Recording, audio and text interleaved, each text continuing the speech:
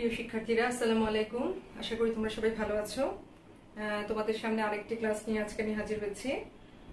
আমরা পড়াচ্ছিলাম স্থিতিস্থাপকতা। আমি গত দুটো ক্লাসে তোমাদেরকে স্থিতিস্থাপকতার দাম স্থিতিস্থাপকতা, আয় স্থিতিস্থাপকতা এবং আর স্থিতিস্থাপকতা এগুলো নিয়ে আলোচনা করেছিলাম। আজকে আমরা স্থিতিস্থাপকতার আরেকটু অন্য একটা ধরন নিয়ে আলোচনা করব। আমরা আসলে চাহিদার স্থিতিস্থাপকতা কে অন্য একটা অ্যাঙ্গেল থেকে যদি বিবেচনা করি, দুভাগে ভাগ করি। একটা হচ্ছে স্থিতিস্থাপক চাহিদা আর একটা হচ্ছে অস্থিতিস্থাপক চাহিদা। মানে চাহিদাটা আসলে স্থিতিস্থাপক হবে নাকি অস্থিতিস্থাপক হবে, এটার উপর ডিপেন্ড করে আবার চাহিদার স্থিতিস্থাপকতাকে দুভাগে ভাগ করা যায়। মানে আগের একটা ক্লাসিফিকেশন ছিল, এখন আবার অন্যভাবে আমরা এটাকে আরেকটা ক্লাসিফিকেশন দেখাচ্ছি। তো স্থিতিস্থাপক চাহিদা সেটা হচ্ছে যে যদি দামের স্বল্প পরিবর্তনের ফলে, আমরা জানি যে স্থিতিস্থাপকতা কি, দামের পরিবর্তনের ফলে চাহিদার পরিবর্তন হয়। এখন দামের পরিবর্তনের ফলে যে চাহিদার পরিবর্তন হচ্ছে, এটা কিরকম হচ্ছে? এমন হতে পারে যে দাম অল্প একটু চেঞ্জ হলো, চাহিদা অনেকখানি চেঞ্জ হয়ে গেল। আবার এমন হতে পারে যে দাম অনেকখানি চেঞ্জ হলো কিন্তু চাহিদা অল্প একটু চেঞ্জ হলো। হ্যাঁ, আবার এমন হতে পারে যে দাম যেরকম চেঞ্জ হলো চাহিদাও একই হারে চেঞ্জ হচ্ছে। বিভিন্ন ভাবে হতে পারে। এটার উপর ডিপেন্ড করেই মূলত আসলে এই ক্লাসিফিকেশনটা করা হয়েছে যে স্থিতিস্থাপক চাহিদা হবে নাকি অস্থিতিস্থাপক চাহিদা হবে। তা আমি ফার্স্ট স্থিতিস্থাপক চাহিদার কথা তোমাদেরকে বলছি। স্থিতিস্থাপক চাহিদাটা কি, যে যদি দামের স্বল্প পরিবর্তনের ফলে চাহিদার যদি ব্যাপক পরিবর্তন হয়, তাহলে আমরা সেটাকে বলবো স্থিতিস্থাপক চাহিদা। মানে কোনো একটা দ্রব্যের দামের অল্প একটু চেঞ্জ হলো, তাতে যদি তোমার ওই দ্রব্যটার চাহিদা যদি বিশাল একটা মানে গ্যাপ তৈরি হয়, তাহলে আমরা বলবো যে এই দ্রব্যটার চাহিদা স্থিতিস্থাপক। হ্যাঁ, তো আমরা একটা আমি সুবিধার জন্য একটু বোর্ডে আগেই লিখে রেখেছি যে আমরা ধরে নিচ্ছি যে ধরো P1 20, P2 15, Q1 40 এবং Q2 120। দাম যদি কমে তাহলে চাহিদা বাড়বে। তাহলে এই ক্ষেত্রে আমাদের দামের পরিবর্তন ঠিক আগের মতোই, আমরা যখন দাম স্থিতিস্থাপকতার সূত্র দিয়ে বের করছিলাম, চাহিদার যেই সূত্রটা ED সমান সমান কি ছিল, del Q divided by Q1 আর del P divided by P1। তাহলে ডেল কিউ কত হবে, আমি আর ডিটেলসে যাচ্ছি না, যেহেতু গত দুটো ক্লাসে তোমাদেরকে এগুলো নিয়ে আলোচনা করেছি। আমি সরাসরি চলে যাচ্ছি। ডেল কিউ মানে আমরা জানি যে চেঞ্জটা, তাহলে 40 আর 120 এর চেঞ্জ কত হবে, 60 70 80। ঠিক আছে, আর সরি এটা আরেকটু নিচে নামবে। আর প্রাথমিক ইয়েটা হচ্ছে Q1 হচ্ছে তোমার 40। আর ঠিক একইভাবে ডেল পি যদি আমরা চিন্তা করি 5, আর নিচে হচ্ছে তোমার 20। তাহলে সমান সমান 80 divided by 40 into 20 divided by 5। এটা দিলাম 4 হয় 8 এসছে। তোমরা দেখো আমি কিছুই করি নাই, আমি শুধু মানগুলা সূত্রের মধ্যে বসিয়েছি, এর বাইরে আর কোনো কাজ আমার করা হয়নি এখানে। ঠিক আছে, তোমরা জাস্ট মানগুলা বসালে দেখবা সেম জিনিসই আসবে। তাহলে আমি ইলাস্টিসিটি অফ ডিমান্ডটা কি পেলাম, 8, যেটা 0 থেকে অনেকখানি বেশি। অনেকখানি বেশি এটা আসলে ফ্যাক্টর না, 0 থেকে বেশি এটাই হচ্ছে ফ্যাক্টর। হ্যাঁ, তার মানে কি, তার মানে আমার 0 থেকে এটা বেশি মানেই হচ্ছে এটা হচ্ছে স্থিতিস্থাপক চাহিদা। আর এটা যদি 0 থেকে কম আসতো তাহলে সেটা হতো অস্থিতিস্থাপক চাহিদা। তার মানে কি, যদি আমরা এখন বলছি কি দামের স্বল্প পরিবর্তনের ফলে চাহিদার ব্যাপক পরিবর্তন হয়, হ্যাঁ এরকম যদি হয় তাহলে সেটাকে আমরা বলছি স্থিতিস্থাপক চাহিদা। আর অন্যদিকে যদি দামের পরিবর্তনের ফলে চাহিদা খুব সামান্য পরিবর্তিত হয়, তাহলে সেটা হচ্ছে অস্থিতিস্থাপক চাহিদা। তো এটাকে আমরা একটি চিত্রের মাধ্যমে এখন দেখাতে পারি। এটা একটু মুছে ফেলি আমি। আচ্ছা, ওর পাশেটা থাক। আমি যদি চিত্রের মাধ্যমে এটাকে দেখাতে চাই, তাহলে যেটা পাবো,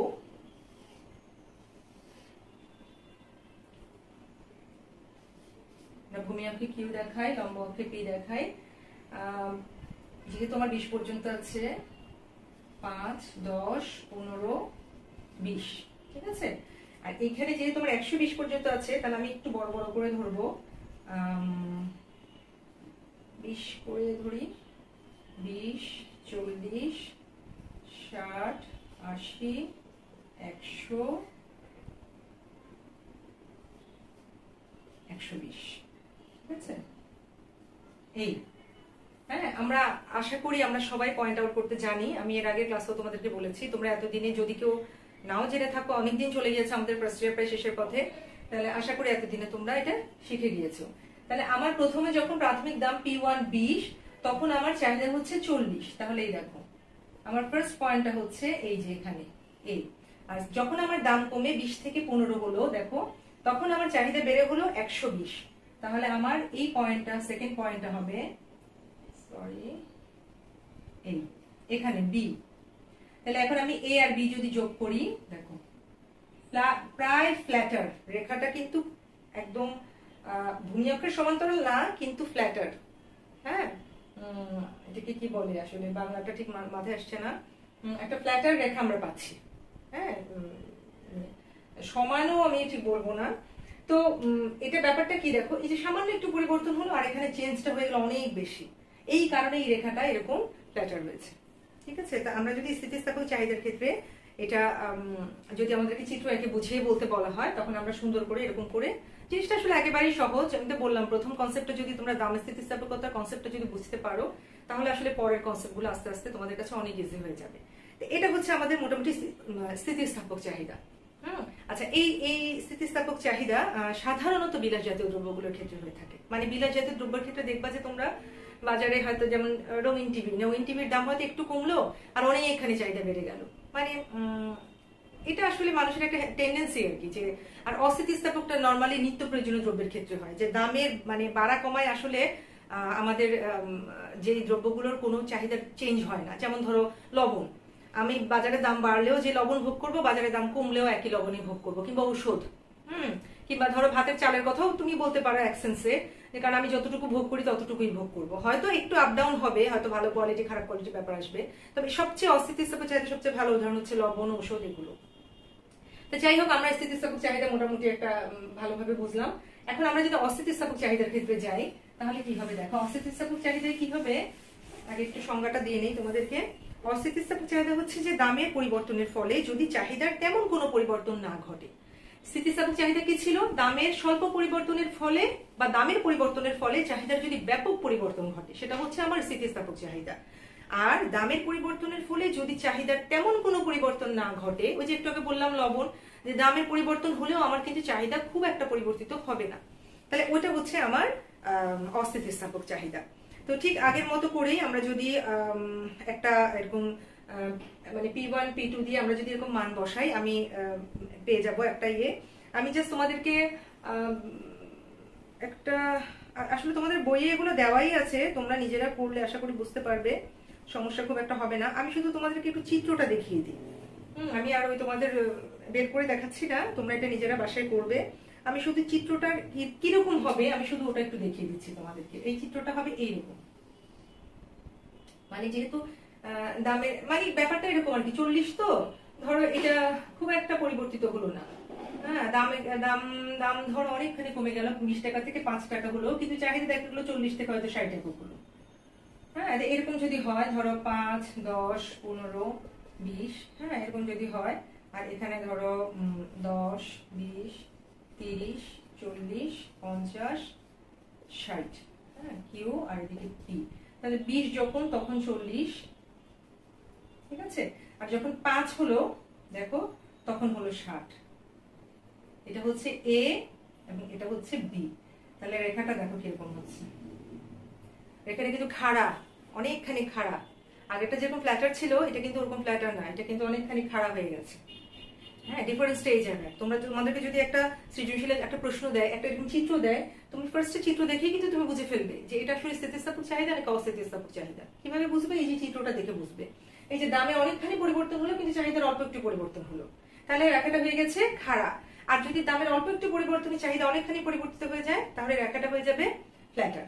তো সেই কারণে তখন কি হবে, মানে এটা দেখে তুমি আইডেন্টিফাই করতে পারবে, বা এটার সাথে রিলেটেড যে কোয়েশ্চেন গুলো আছে সেগুলো তোমরা ইয়ে করতে পারবে।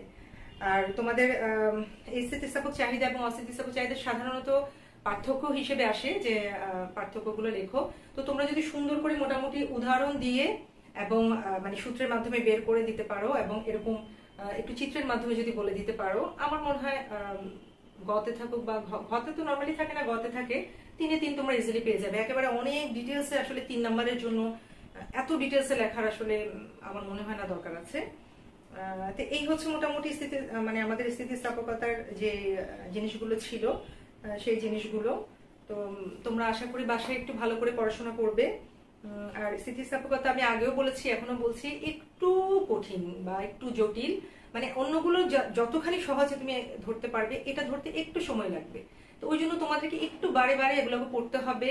একটা বই না বুঝলে আরেকটা বই, কারণ এক এক বই এক এক ভাবে বুঝিয়ে দেয়। হয়তো একটা বইয়ে কিছু জিনিস তোমার কাছে কনফিউশন লাগলে তুমি আরেকটা বই একটু দেখো কষ্ট করে। কারণ যেহেতু এখন তোমরা আসলে আমাদেরকে তো সরাসরি কোয়েশ্চেন করার সুযোগ পাচ্ছ না, বা ক্লাসে যেরকম ইন্টারাকশন হওয়ার কথা সেটাও হচ্ছে না। তো ওই কারণে তোমাদেরকে একটু কষ্ট করতে হবে, নিজেরা একটু দেখতে হবে যে কিভাবে কি করা যায়। আর ফেলে রাখবে না, ফেলে রাখলে আসলে সব পড়া জমা যাবে, তখন আর কিছু করতে পারবে না। তো ঠিক আছে, সেই পর্যন্ত নেক্সট ক্লাসে ইনশাআল্লাহ তোমাদের সাথে আবার দেখা হবে আমার। সেই পর্যন্ত আজকে এখানেই ইতি টানছি। লেখাপড়া করবে ভালো করে, ভালো থাকো। খুদা হাফেজ।